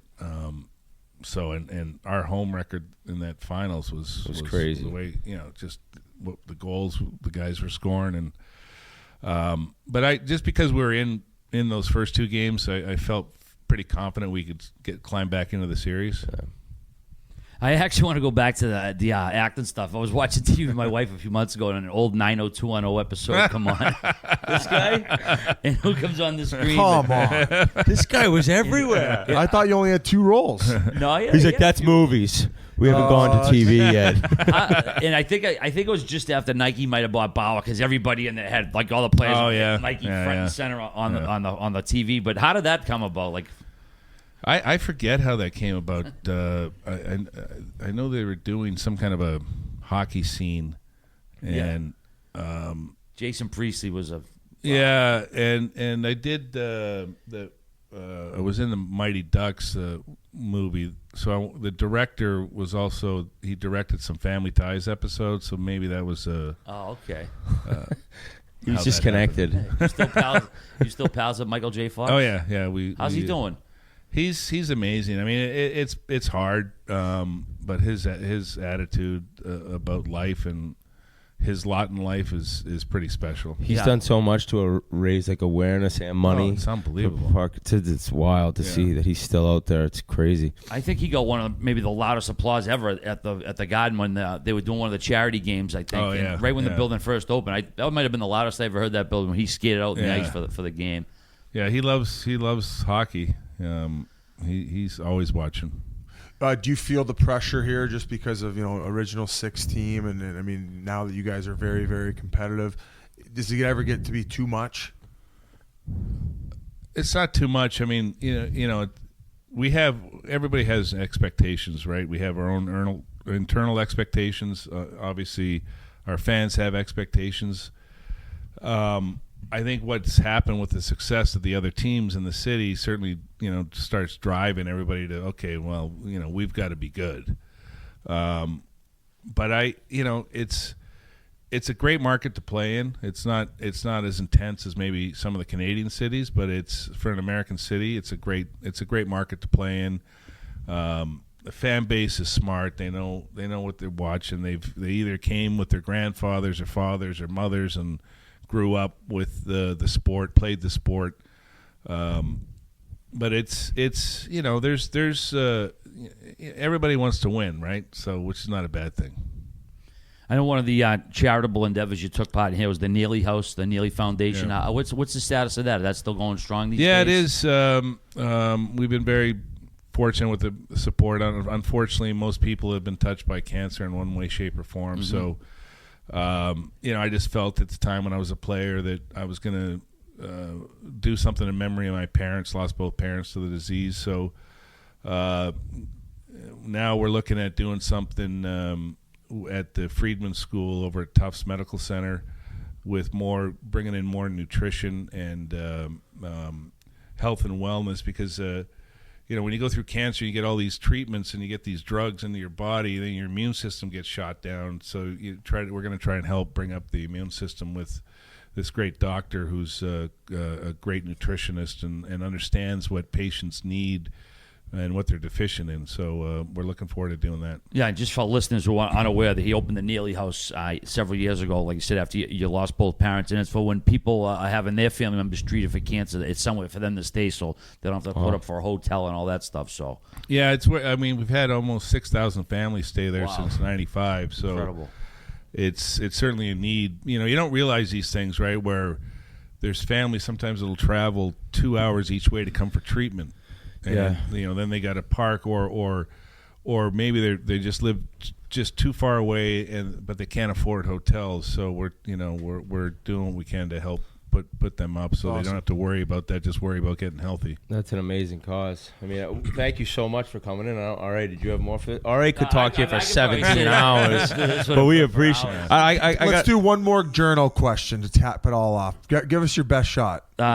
Shoot, come on, man. I already shot all those wads in here. How about this? Do people close to you in your life no, stay away from him maybe after a tough loss right now currently by the team? 100%. Yeah. I see you in the Pull elevator. up Cam's car and don't say a word to him.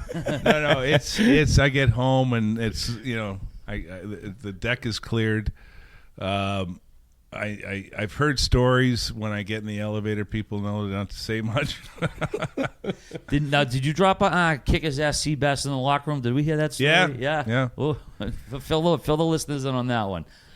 Well, I guess the boys were talking one time about wouldn't it be great if Cam came in and did that? So so David Backus came and asked me if I would do it, and I'm like, yeah, I'll do it. Why not? So, and the funny thing was, my buddy who actually was the one that delivered that line was at the game, and if I would have known they wanted me to do that, I would have had to come in the locker room. You would have gotten a costume.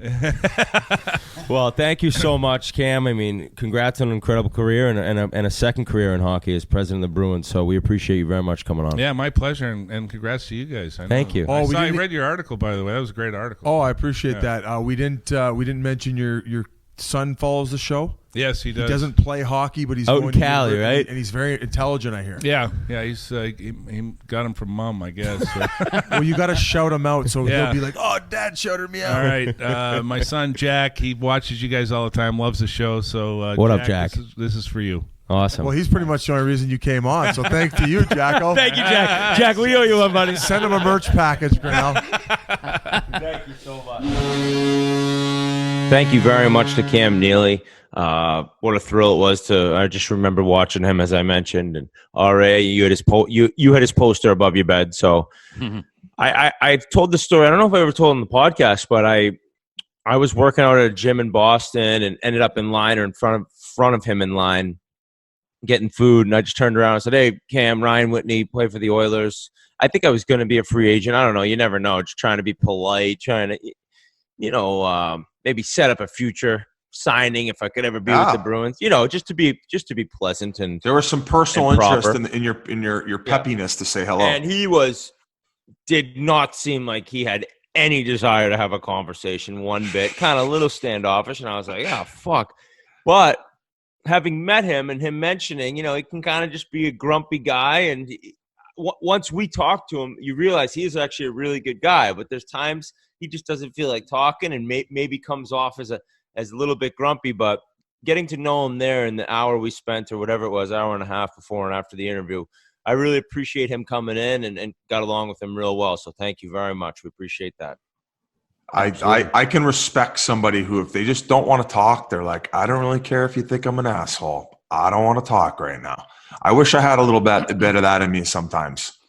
Yeah, it's tough to say no. I'm the same way like you, Biz. Sometimes it's tough to say no to people, Means you're I can't people say person, no. so. I can't say no. The guilt adds up. All right. Hey, we got this wild story of a Pittsburgh Steeler.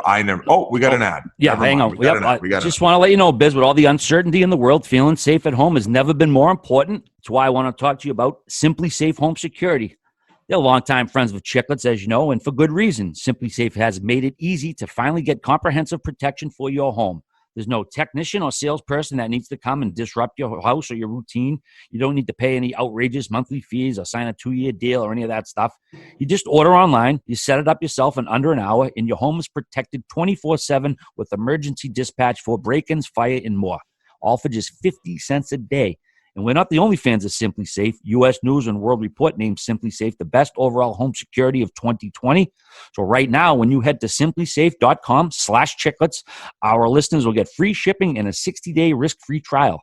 That's simplysafe.com/chiclets. That's SIMPLISAFE.com/chiclets, CHICLETS, to make sure they know that our show sent you. From Simply Safe and all of us here, wishing you safety and good health moving forward. All right, Biz, I know there was another story on one of our fellow podcasts, Zero Blog 30. They had former Pittsburgh Steeler Rocky Bleier on the other day, and what a fantastic job those guys did. He had an unreal story. He was, played at Notre Dame, was drafted in the 16th round of the NFL draft. He's in his locker room, and he gets what he called his first piece of fan mail, and it was from Uncle Sam, and he got drafted into the military. He had to go off to Vietnam. Here he is looking at a possible NFL career. Instead, he had to go over to Vietnam, serve his country, and he ends up getting a Purple Heart, a Bronze Star recipient of both of those. He comes home, local hero, national hero, and then he's got his whole football career ahead of him. He ends up playing for the Steelers, wins 4 Super Bowls. He's basically a legend in Pittsburgh. You ask anybody, Rocky Bleier, and their face will light up. And Chaps said he wasn't too familiar with him before this. Now he considers him a friend. It was just a really great episode. I know you wanted to talk about it a little too, Biz. Yeah, I want to make sure people who were interested in it were directed that way. He said when he got to the Steelers locker room one of the days, early on when he first got there was a fan mail table, and one of the guys was like, "Hey, you got a piece?" And he threw it over. So he opens it up, and it said he had to report the next morning at 7 a.m. And if you listen, Chaps, a podcast, Zero Blog 30, he describes in length about the attack and how he ended up getting shot in the leg, and 4 of his army mates ended up being killed in that attack, and he survived it. It took him, I think, 4 or 5 years to recover from the bullet wound that entered his leg, and then he goes on to win 4 Super Bowls, and he was a big piece. He was a running back, and just I think he was an All-Pro as well. So a fascinating story. And I even noticed one of the comments, and this guy wrote, "Also not sure if it's been covered, but Rocky sits on the board of Navabo and has spent years advocating for small veteran-owned businesses. I've met him at events a few times over the years, and you'd never know that he is a certified badass. Just a down-to-earth guy, a true American." So that was one of the comments. So I'm guessing Navabo is that the small veteran-owned businesses, they help out for him. So that's very cool. So this guy's obviously very involved. And RA saying that he ended up going back there, that's so intense. And holy shit, man. Like you saw your friends die on the battlefield there, and to go back and oof. Hey, you think that quarantine's tough right now? These guys are laughing if you think this is tough. You know what I mean? It's like what they were doing and what that guy's been through. That's just incredible. And I didn't even know the story, so I'm kind of excited now that I have something to watch and check out after we finish recording to actually get the whole in-depth story of it. Have you ever even given that thought? Like, what if you got a letter right now saying you have to go overseas and fight? That's why every generation just gets softer and softer. I'm way, way softer than them, and then in a couple of generations, they're going to be way, way softer than me, which means they really won't touch anyone in a hockey game. But it's still, they sacrifice everything. The greatest generation, just, hey, time to, well, he was even later, right? He was Vietnam, so that's even different. What year was that, RA? Late 60s? Vietnam, officially, the U.S. got involved officially in like the early to mid 60s. They had been doing whatever shit before that. But yeah, Vietnam War was declared in the, I want to say early 60s. But and then for how many years were guys getting drafted? Yeah, fucking it's a lot of. No, but how long did it go? Do you know? I think they stopped the draft. What was it? I don't know if it was late 60s, early 70s, but I mean, you can excuse me on that one. I wasn't alive. No, yet. I didn't know. You may not know. I was just wondering. If I got that letter, I'd be scared shitless. Yeah, a lot of people did dodge the draft. They skipped off anyway. But like you said, Biz, to go 50 years later, to go back to not just Vietnam, but to where the battle happened, and you could see the video how emotional he got. I mean, you can't even imagine how powerful that must be to somebody. Zero Blog 30 chaps. Who's the other host? Is it Captain Kate? Cons and Kate? Yep. All right, Captain Cons too. So check that out, guys. Congratulations on getting him on, and what a story. Anyways, I got this note sent. This is crazy, Biz. You'll probably appreciate this. Calvin Crowe, he was on the Nipawin Hawks in the Saskatchewan Junior Hockey League in the 96-97 season. He had 723 penalty minutes. Now, I don't know how many games he played, but even if it's an 80-game season, 723 in a single season. Okay, well, they're counting tens, and this guy's saying some ridiculous shit the entire season. There's no way they're not counting tens if you're getting to that number. But he must have had a 10 every game. It's absolutely insane. So I did a little more digging when I saw that. Now, the most penalty minutes all time in that league is 1,320 by Kelly Klippenstein of the Weyburn Red Wings. This guy had more than half of that record in one season. 723 is obviously more than half in 1,320. That's an absolute. I don't know if we should be celebrating that. Like this, I hopefully he wasn't like murdering people. Like, let's hope it was all verbal. He's been in prison for 35 years for stepping on some guy's throat.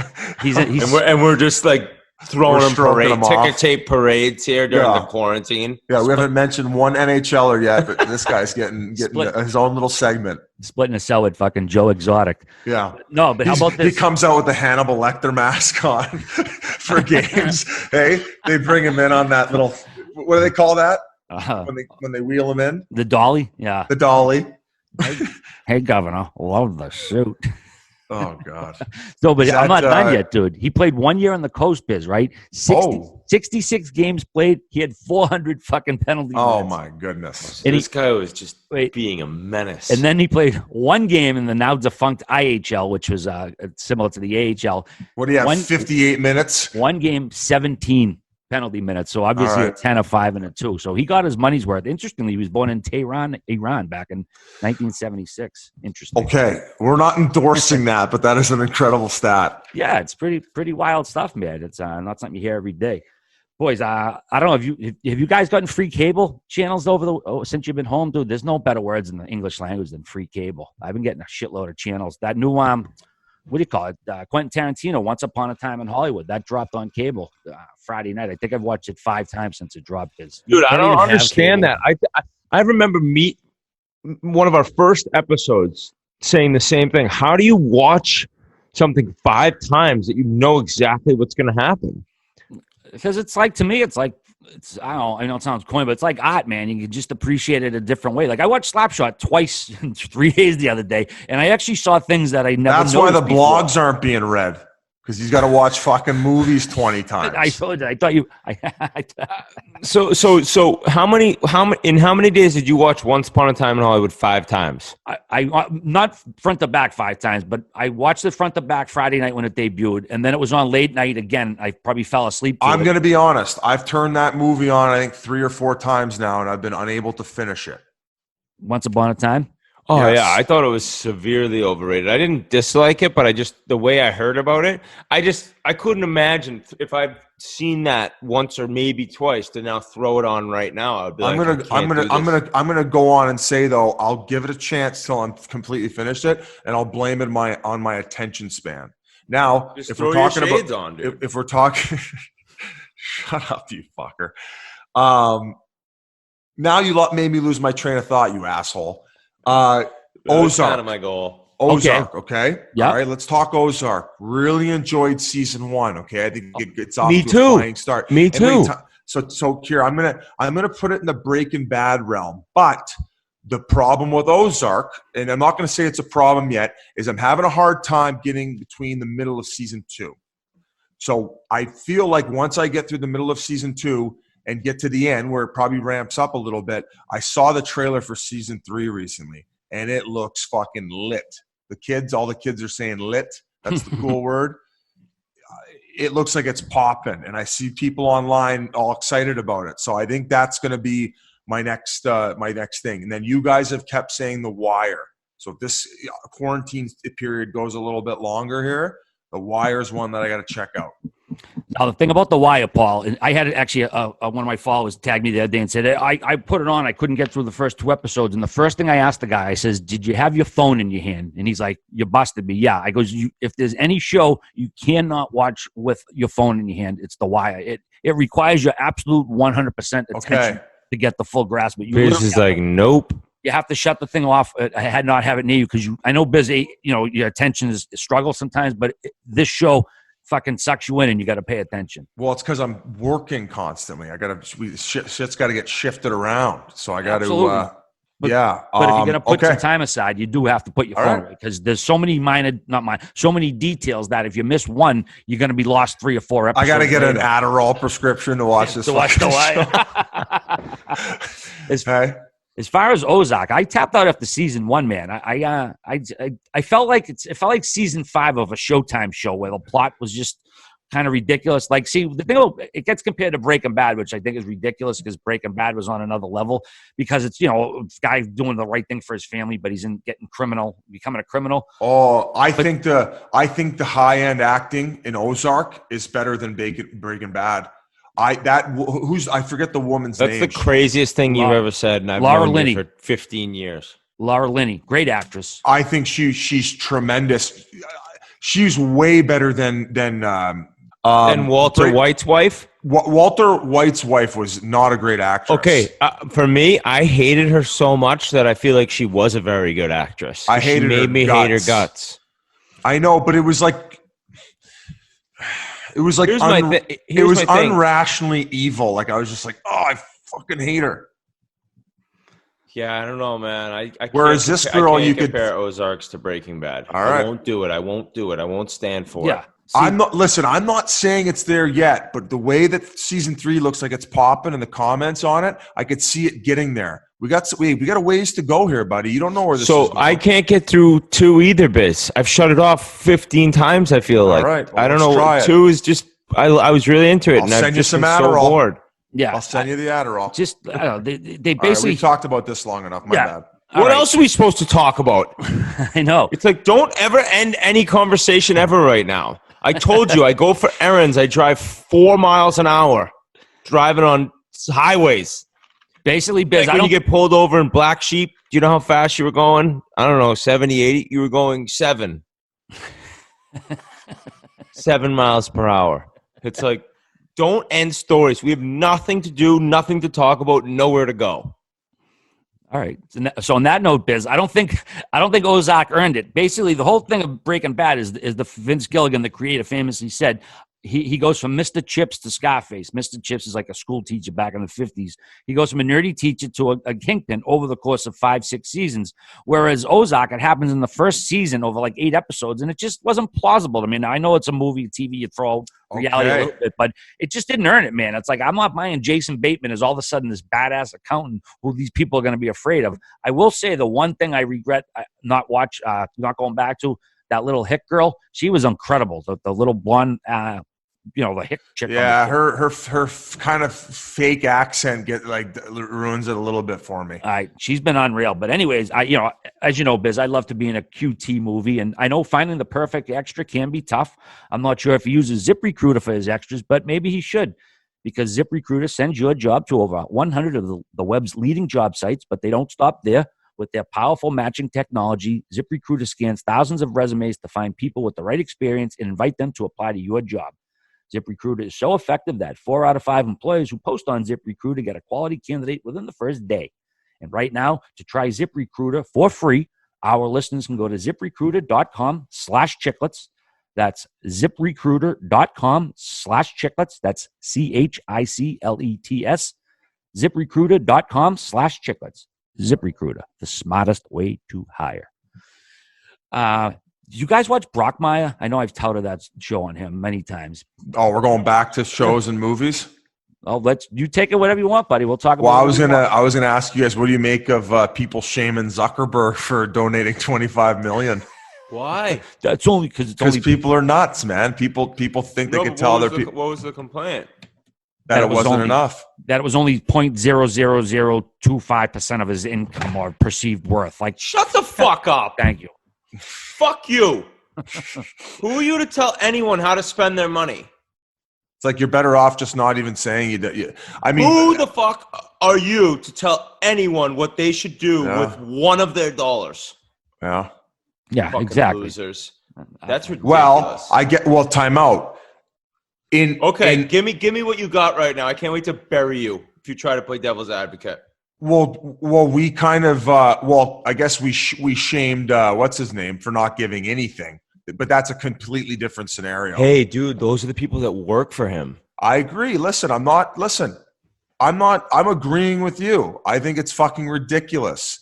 Some people would try to bring up that argument. Did you guys shame Jacobson? Completely different situation. I agree. I was just saying. I had to bring it up. I think it's fucking ridiculous. All right, Biz, you seem a little antsy. I think maybe a little all right Hamilton question seemed like right up your alley. I wasn't. Hey, so I went and looked I wasn't defending the fucking haters. All right, Hamilton. Remember, I didn't know what that was. Yeah. So I went and listened. I didn't know you chucked in the little movie clip on the pod. I'm doing that for 4 years now. And a lot I know, of people but I don't listen. I know. I'm breaking your balls. I haven't come and seen you for a while.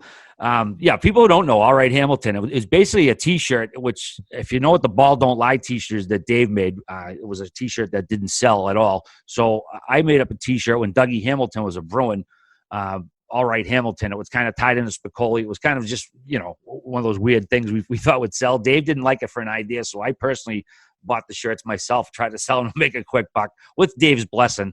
And basically they became like my version of Ball Don't Lie. So I had a fucking 10 boxes full of these things that I couldn't get rid of. So that's how we ended up bringing it up as the shtick here. So we still got some of those T-shirts, Biz. I should see if they're still buried in my mother's cellar. Maybe we could do a little fucking giveaway with Sure, bro. We'll sell them out of the trunk of my car just with my old Abercrombie shirts. That's what I used to do when I had them. But anyways, we got a few funny ones here. So we'll fire away. What are you first with? Here. Oh, sorry, go ahead. You got some. Okay, let's go. Let's go, baby. Let's go. Oh, you think he was going to try to make some up? I thought he just wanted to shout out the shirts for the sale.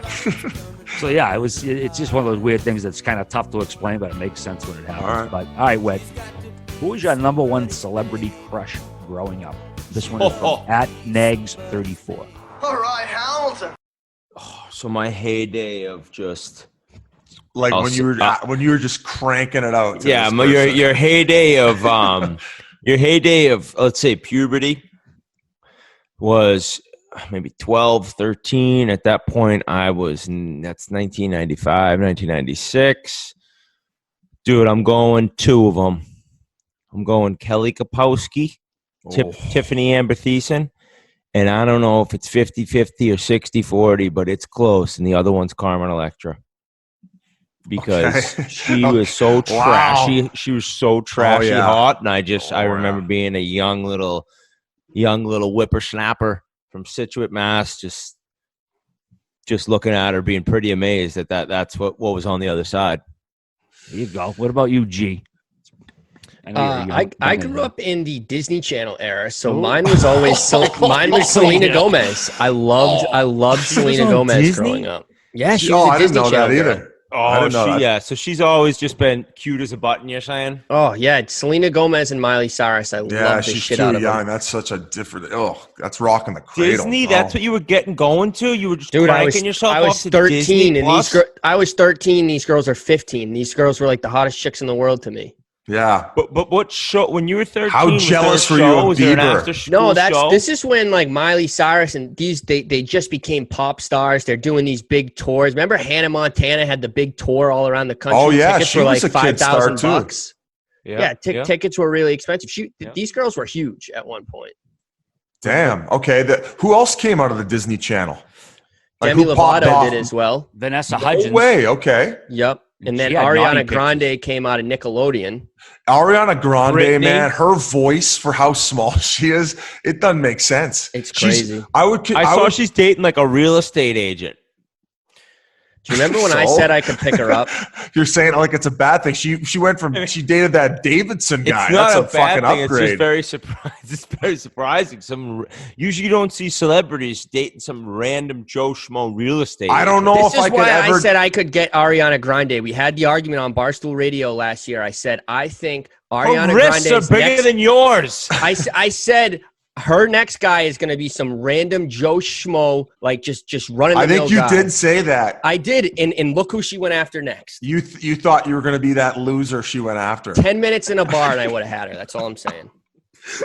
Shut up. 10 minutes. Come on. That, you know what? Maybe post Rolex. Maybe she would have been like, okay, all right. He would have fell for He's me not a being complete a loser. I'm a nice guy. She would have got. If she would have saw your old apartment, you would have been fucked. Yeah, that's true. Very true. What else? What were we talking about? God. On my tongue. I had something to talk about. First celebrity crush. Hold on. I know. Oh these don't yeah, give a fuck. we're back. Yeah, go ahead. I haven't given my answer. My first, this is kind of first time it was Charlie's Angels, man. That was the first time I was like, oh man, like women are very attractive. I was probably like fucking 6 or 7. Obviously, that's pre-tugging. Christy Brinkley was probably like first celebrity crush. But here's the thing: I had when I was 14, 15, I had a Playboy subscription, so it was like flavor of the month, bad man. boy. And, You a bad boy. I was 14. You know those? You had a Playboy subscription that would come to your house? Yeah, when I was like 14. Yeah. What were your parents doing? Well, Dad was, parents are divorced. Dad was at his place. No, my mother's pretty liberal about that stuff. What's funny is anyone else at home, in the car, in your basement, in quarantine, shaking their head that a 14-year-old kid had a subscription to Playboy coming to his parents' house? You know how I got it, dude?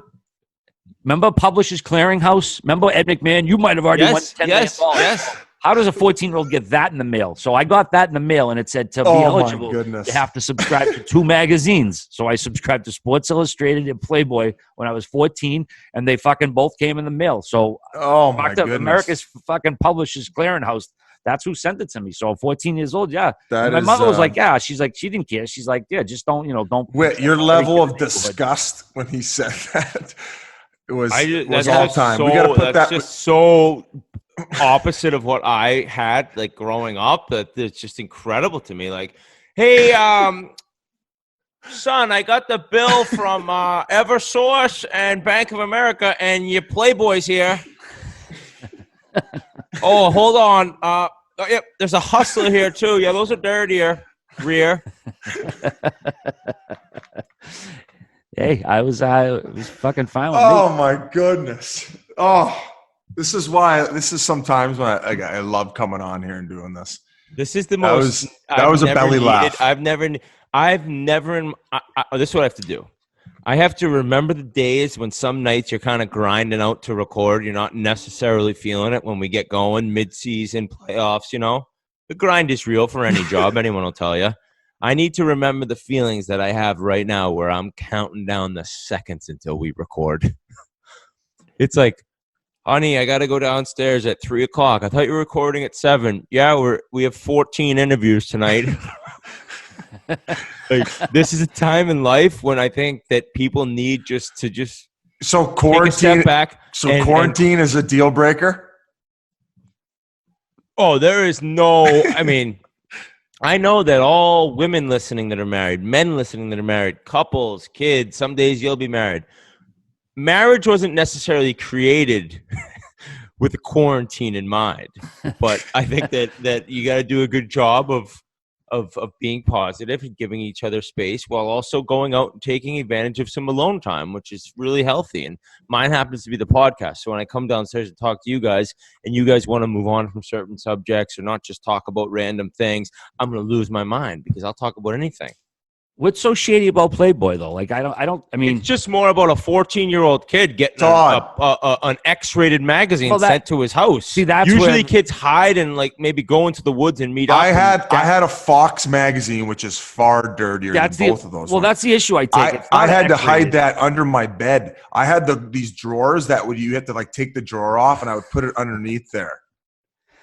So this is like I was like Batman going down to his like lair when I wanted to. I have a buddy who decided to hide his stuff, say this must have been age 13 to 15, 12 to 15, whatever it may be, hid a magazine, a video, and something else, decided to hide it under the sink in the bathroom off the kitchen, like that wouldn't be found.